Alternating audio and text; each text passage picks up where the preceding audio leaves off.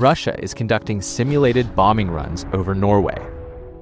China is desperately eyeing an economic goldmine.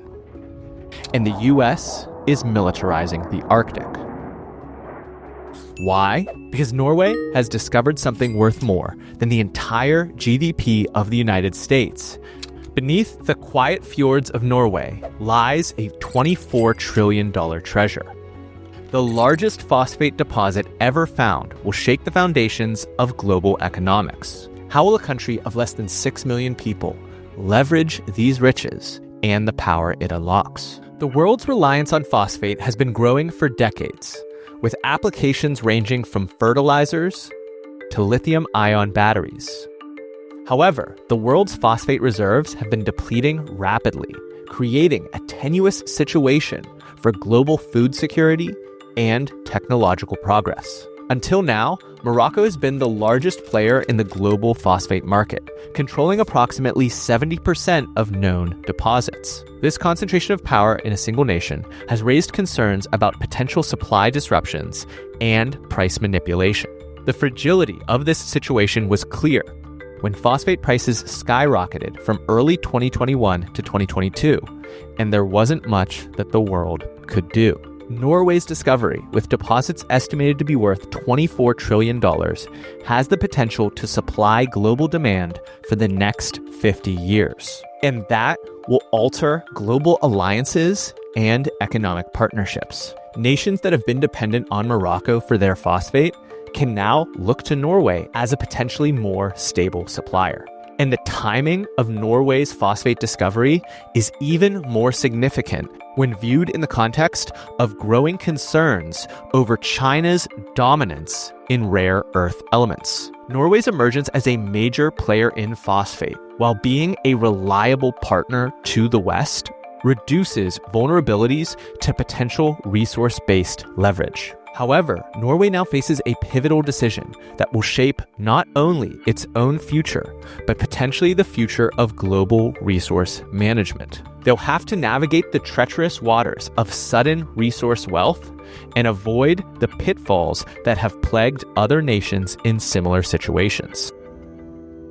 In 2022, Russian fighter jets conducted simulated attacks on Norwegian military installations, while Russian naval vessels have increasingly patrolled near Norwegian waters. The proximity of Norwegian territory to Russia's strategically crucial Kola Peninsula, home to the Northern Fleet, and a significant portion of Russia's nuclear arsenal amplifies these tensions. Norway isn't going to sit idly by as tensions escalate.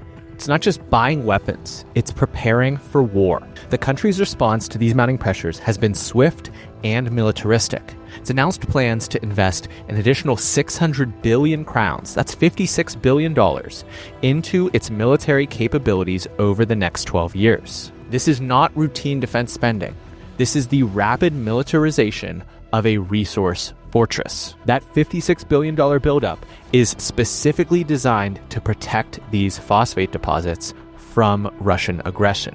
Norway's defense spending is set to reach 2.5% of GDP by 2028, surpassing NATO's 2% target and outpacing most alliance members. We're watching the birth of an Arctic stronghold, and Putin knows it. Those Russian flyers conducting simulated attacks, that's not posturing.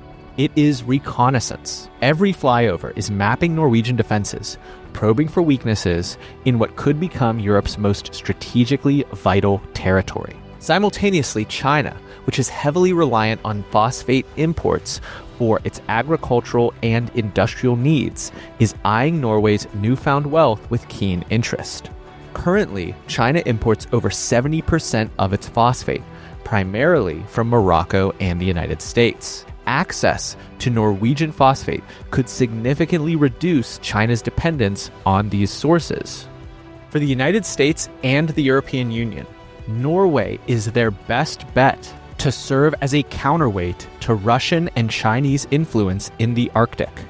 And Norway has signaled that it's on board through its support for Ukraine, both in sending military equipment and in participating in sanctions against Russia to solidify its place in the NATO alliance. And while Russia is the primary adversary for NATO, it's not the only one.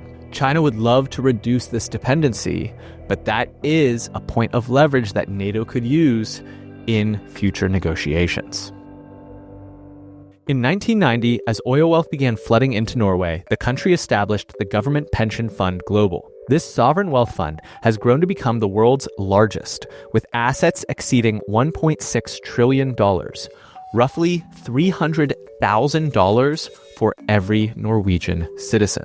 The fund supports an extensive welfare system, providing free education and healthcare to all citizens. This approach reinforces the social contract between the government and its people, ensuring that the benefits of the country's natural resources are shared across society. While countries like Venezuela, Nigeria, and Angola have fallen victim to the resource curse, where abundant natural resources lead to economic instability, corruption, and social unrest, Norway has charted a different course. The fund owns almost 1.5% of all publicly traded companies globally, making it a significant player in international finance. If Norway successfully applies the principles of its oil fund to its phosphate wealth, it could set a new standard for responsible resource management in the 21st century.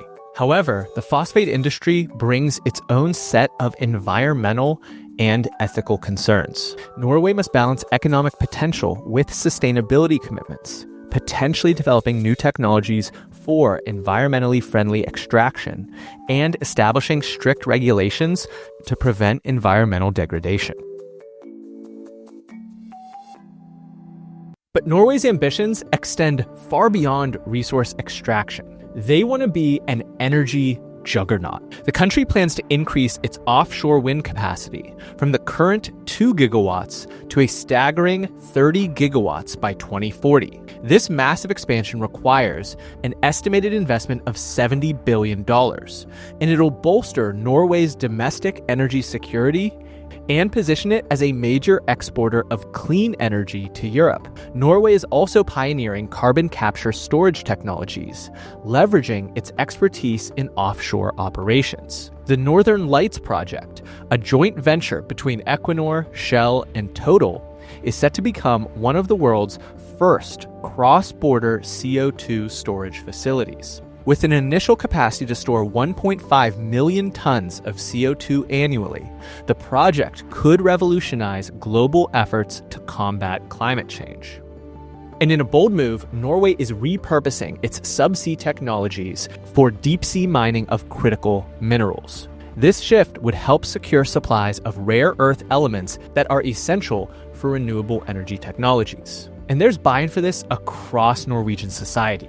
Just look at their EV sales. In 2022, 88% of all new car sales in Norway were electric, far surpassing other leading countries. For comparison, the next highest EV market share was in Iceland at 40%, followed by Sweden at 33%. With all of Norway's wealth, they've been able to build comprehensive charging infrastructure and offer tax incentives for people buying EVs. They've also been developing hydropower alongside wind, so they can run almost entirely on clean energy and continue exporting oil and natural gas to the rest of the continent. While European leaders are aware of the Norway situation, it is a blind spot in the United States. The vast majority of Americans, 99%, would struggle to accurately place Norway on a map. But we have about 5 years before the world really wakes up. Russia is already probing their defenses, and China is calculating supply routes. There is no question about whether Norway can win the 2030s.